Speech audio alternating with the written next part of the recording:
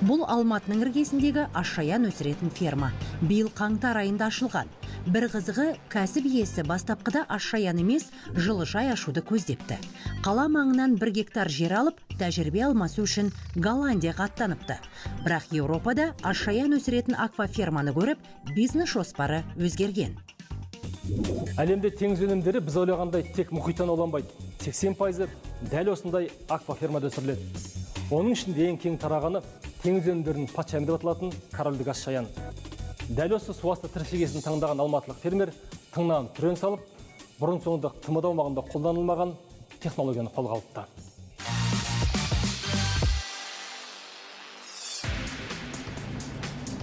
Жаңа инновациялық жобаның құрылысы 2015 жылы басталған.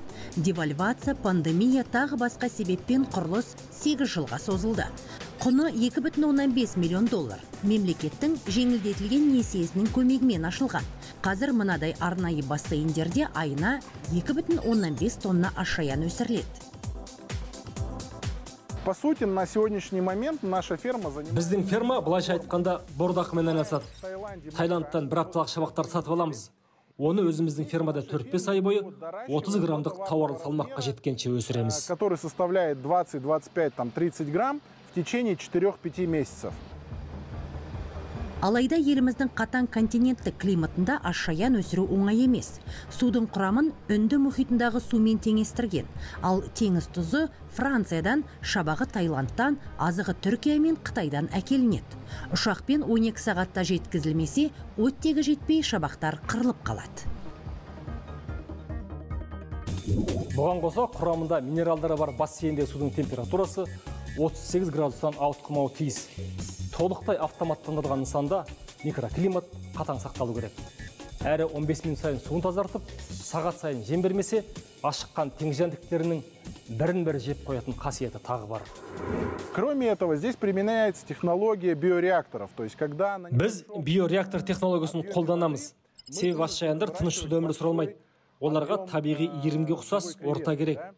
Сол себепті әр бассейнде ауа ағыны мен су қозғалысын реттеп отыратын биореактор орнатылған. Ол суды сүзеді, ысытады, бассейндегі қажетті микрофлораны біргелік ұстап тұратын, Ашшаяндардың өміршеңдігін арттыратын капсула түріндегі биофлок деп аталатын пайдалы бактерияларды реттеп тұрады. Вот помимо креветок выращиваются еще и биофлоки. Это полезные бактерии, которые помогают поддерживать высокую выживаемость креветки.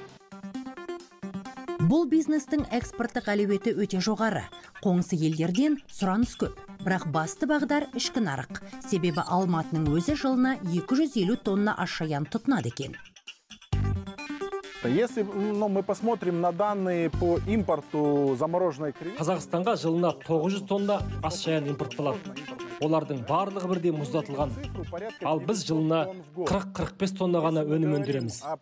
Бұл шамамен импорт алмастыру нарығының небәрі 5% ғана. Бұл өте төмен көрсеткіш. Қазіргі уақытта біз теңіз өнімдер нарығын қалыптастыруда маңызды рөл атқармайтын түсінікті. Ал оны дамыту үшін бізде әлі талай жұмыс күтіп тұр. И поэтому очень большие перспективы нас ждут для развития вот этого всего. Қазір мұнда күн сайын 120 келі Ашшаян ауланып, Алматыдағы 30 мейрамханаға жөнелтіледі. Салқындатылған өнім супермаркеттер мен дүкендерге саудаланады. Органикалық азықпен өсірілген сапалы Ашшаянға жекелеген адамдардан да сұраныс көбейген. Мы выращиваем 4 стандартных размеров. Ашшаянды 4 стандартты өлшем бойынша сұрыптаймыз. Содан кейін 3 түрлі қаптамамен шығарамыз. Салқындатылған Ашшаяндар вакуумдық қаптама құрылады. Бұл мейрамханаларға арналған. Екіншісі, мұз салынған шелекпен жекелеген адамдарға жеткіземіз. Үшіншісі, жарты немесе бір келілік тез мұздатылған пакеттегі өнімдер дүкендерге жөнелтіледі. Супермаркеты, в сети, в магазины морепродуктов. Қазақстандағы алғашқы әрі жалғыз ферма келесі жылы жылына 120 тонна Ашшаян өндіретін екінші кезеңін жүзеге асырмақ. Бұл үшін қазір өнімнің өзіндік құнының 20% болатын жәндіктің жемін өзі өндірмек. Әрі шет елден шабақ тасымай өзімізде өндіруге ден қойыпты. Қазір бұл бағытты мемлекетте қолдап отыр. 2021 жылдан бастап осы экзотикалық балықтарға балық түрлерін субсидиялауға қостық. Олардың жемдері 30%, шығындары субсидияланады қазіргі кезде. Содан кейін аква өсіру өнімдерін өндіретін өндірушілердің салықтары 70%-ға төмендетілген. Содан кейін 25% жаңағы шығындар өтеледі, инвестициялық субсидиялау дейміз. Содан кейін 30% жаңағы жеміне кеткен шығындары субсидияланады. Елімізге таңсық сала болса да импорт алмастыратын мұндай жобалар қажет.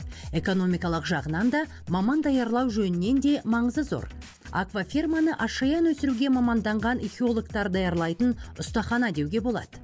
Бұл құптарлық жайт. Себебі теңіз өнімдерінің әлемдік нарығы 2025 жылға дейінгі орта есеппен 5,8%-ға дейін өседі деп болжанып отыр.